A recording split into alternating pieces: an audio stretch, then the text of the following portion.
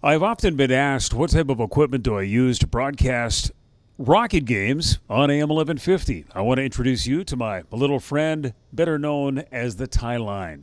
This is the VIA Tieline, which is one of the newer Tieline systems available. This one a little more compact than, let's say, Tielines that I've used in the past. Usually they're essentially that wide. This is the more compact version. It's been out for a couple of years now. I think in the WHL, the 22 broadcasters across the league, I'd say maybe 20 to 21 of them use the Tieline system. This essentially allows you to have a studio feed from wherever you are, whether you're here at Prospero Place or let's say I'm down in Portland or up in Prince George.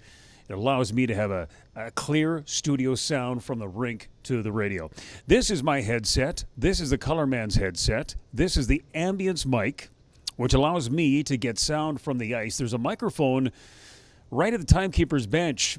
And so by turning this ambience on, it allows me to get rink noise. So I can hear some chatter on the ice. I can hear hits. I can hear skates, cutting through the ice. Really brings to life the broadcast, specifically on home ice. So that's the ambience mic. And this here is the interview mic. This is where I put my interviews. I get them from an MP3 player. When I do an interview down, let's say the Rocket dressing room, I input it into my laptop, and then I'm allowed to play it from my laptop. And I can control when I want the interview to be played. All I do is I click this twice, and the interview is right there. I want to turn the interview off. I simply hit that button. And again, control what you can control has always been my adage. I like to play my interviews from my laptop rather than, let's say, the studio playing the interviews. There's less room for error if I'm allowed to play the interviews from my laptop. Again, control what you can control.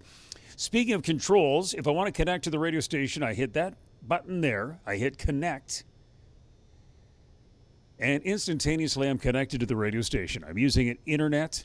I'm using the internet cord in order to simultaneously or instantly connect to the radio station, and we can broadcast from there. Works really well. Want to disconnect, hit that button, and boom, we're done.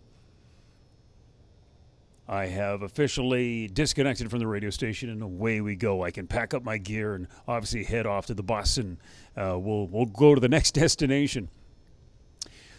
I like to turn my microphones off during a commercial break. That's something that I've always done. I just don't like the fact that I know there's a lot of broadcasters that like to keep their microphones on during a commercial break. It's something where I've never done it that way. I just don't like the fact that I can't control potentially my voice going over the air and the operator back at the radio station not turning me down during a commercial break. And what I say in the broadcast booth off the air could potentially go on the air. If I turn my microphones off, of course, that eliminates that from happening. Control what you can control. I turn my mics off at all times during commercial breaks. If I want to talk to my operator, sure, I'll turn my microphone and I'll say, okay, give me 3 commercials here. But outside of that, I turn it off during commercials. I want to talk to my color guy. I can hit this Q button. It's a yellow button here.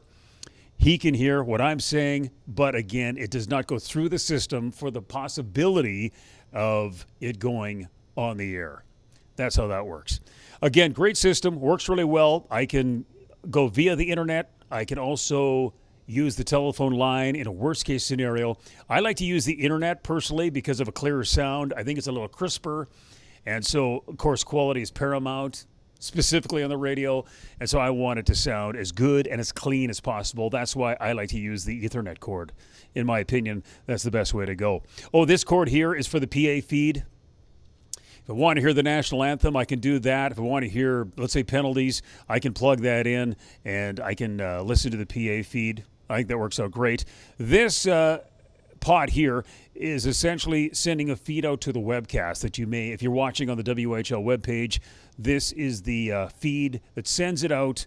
Where this cord technically goes, I'm not sure, but it's to the webcast. And so that's how they get the audio from there. So that's the system. That's the VIA, the Tieline VIA. Works really great. And that's why I broadcast studio quality games from the rink to the radio on AM 1150.